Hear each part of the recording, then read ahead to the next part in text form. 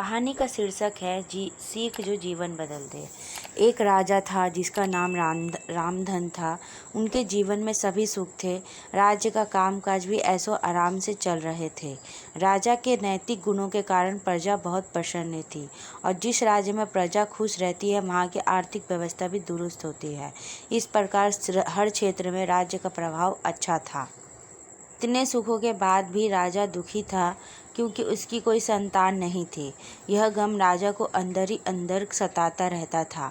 प्रजा को भी इस बात का बहुत दुख था। वर्षों के बाद राजा की यह मुराद पूरी हुई और उसे एक पुत्र की प्राप्ति हुई।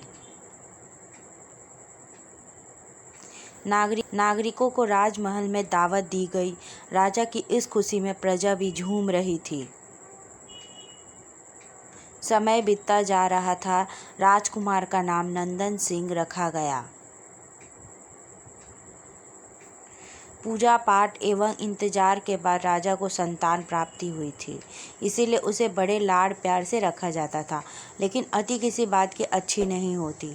अधिक लाड़ ने नंदन सिंह को बहुत बिगाड़ दिया था।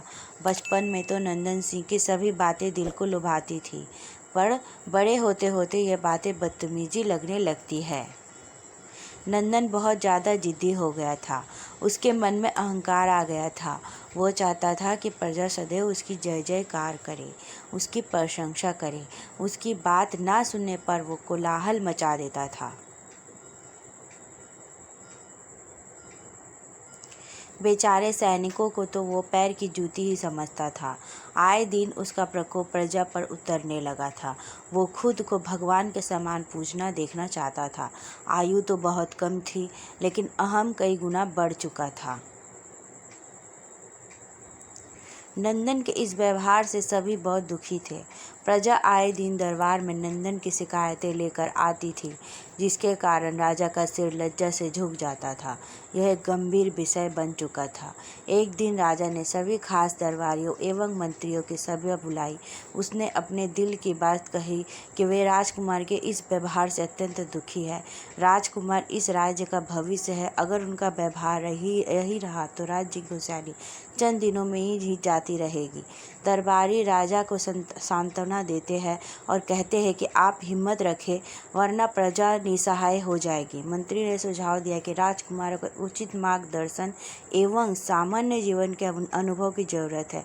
आप उन्हें गुरु राधा गुप्त के वहाँ लेकर जाइए। अगले दिन राजा अपने पुत्र के साथ गुरु जी के आश्रम पहुँचे।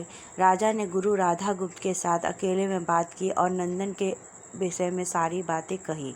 गुरु जी ने राजा को आश्वस्त किया कि वे जब अपने पुत्र से मिलेंगे तब उन्हें गर्व महसूस होगा। गुरु जी के ऐसे सब सुनकर राजा को शांति महसूस हुई और वे अपने महल लौट गए।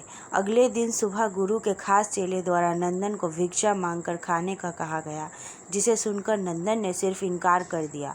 चेले ने उसे कह दिया कि अगर पेट भरना है तो भिक्षा मांगनी होगी। भिक्षा का समय शाम तक ही है, अन्यथा भूखा रहना पड़ेगा। नंदन ने अपनी अकड़ में चेले की बात नहीं मानी और शाम होते होते उसे भूख लगने लगी, लेकिन उसे खाने को नहीं मिला। धीरे धीरे उसे मीठे बोल का महत्व समझ आने लगा और करीब 1 महीने बाद नंदन को भरपेट भोजन मिला, जिसके बाद उसके व्यवहार में बहुत से परिवर्तन आए।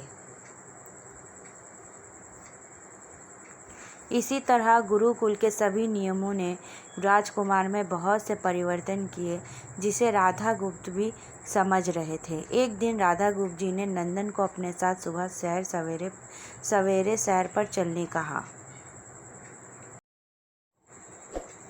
दोनों सैर पर निकल गए।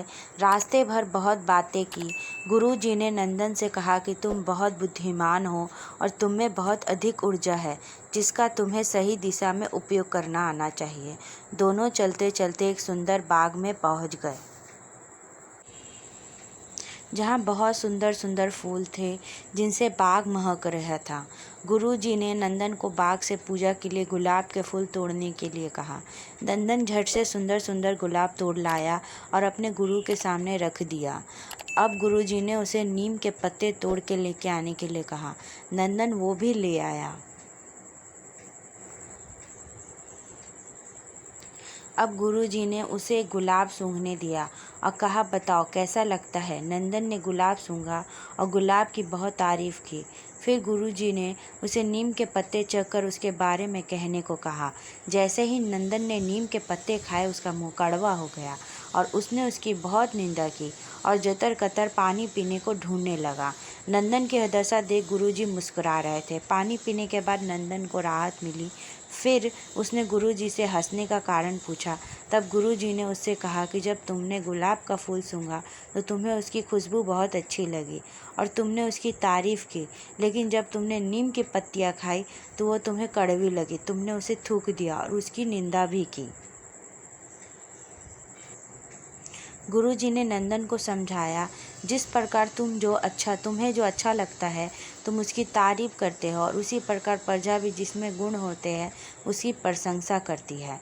अगर तुम उनके साथ दुर्व्यवहार करोगे और उनसे प्रशंसा की उम्मीद करोगे तो वे यह कभी दिल से नहीं कर पाएंगे। इस प्रकार जहाँ गुण होते हैं वहाँ प्रशंसा होती है।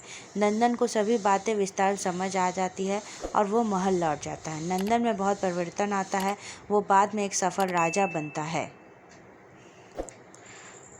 कहानी की शिक्षा गुरु सीख ने नंदन का जीवन ही बदल दिया। वो एक क्रूर राजकुमार से एक न्यायप्रिय दयालु राजा बन गया। इस कहानी से हमें यह शिक्षा मिलती है कि हम में गुण होंगे तो लोग हमें हमेशा पसंद करेंगे, लेकिन हम अवगुणी हैं तो हमें प्रशंसा कभी नहीं मिल सकती।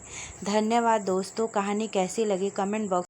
वीडियो को ज़्यादा से ज़्यादा लाइक एंड शेयर करना मत भूलिएगा दोस्तों। चैनल पे नहीं हो तो सब्सक्राइब करना मत भूलिएगा और भी अच्छी कहानियों के लिए डिस्क्रिप्शन बॉक्स में दिए गए लिंक पे क्लिक ज़रूर करिएगा।